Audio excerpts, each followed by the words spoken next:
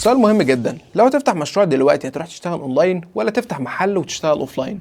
وايه الاحسن اصلا في 2026؟ في دراسه من شوبيفاي بتقول ان البيع اونلاين بقى اسرع وارخص واوسع من اي وقت فات قبل كده، بس مش معنى كده ان الاوفلاين مات. الاتنين لهم قوه بس بقوانين مختلفه، فتعال نبص عليهم واحده واحده. الاونلاين تكلفه اقل وانتشار كبير، وتقدر تبدا بموبايل وانترنت وتبيع لناس من محافظات ودول تانية والعميل يوصلوا شغلك وهو قاعد في البيت. اما الاوفلاين فهو ثقه اعلى وتجربه ملموسه، في ناس بتحب تشوف المنتج وتجربه قبل ما تشتريه، فالمحل هنا بيخلق وجود واقعي فبيبني ثقه وبيخلي اسمك يكبر. اما تالت حاجه فالاونلاين اسرع في النمو، بوست واحد صح او فيديو واحد ناجح ممكن يجيب لك الاف العملاء في اليوم. اما رابع حاجه الاوفلاين اقوى في السمعه المحليه، يعني لو فتحت محل شاطر المنطقه كلها تعرفك. وخامس واقوى نموذج دلوقتي اللي يجمع الاثنين مع بعض، يعني تبيع في المحل وتجيب عملاء مختلفين من السوشيال ميديا. هنا في ناحيه تخدم الناس اللي حواليك، والناحيه الثانيه توصل لناس عمرك ما كنت تقابلهم. البيزنس مان الشاطر بيفكر كده، يستغل قوه الاونلاين ويثبت نفسه اوفلاين. وبس كده. لو عايز تعرف اكتر عن البيزنس او تعمل فلوس، ما تنساش تعمل لايك وفولو. انا عمر درش وده العالم من وجهه نظري.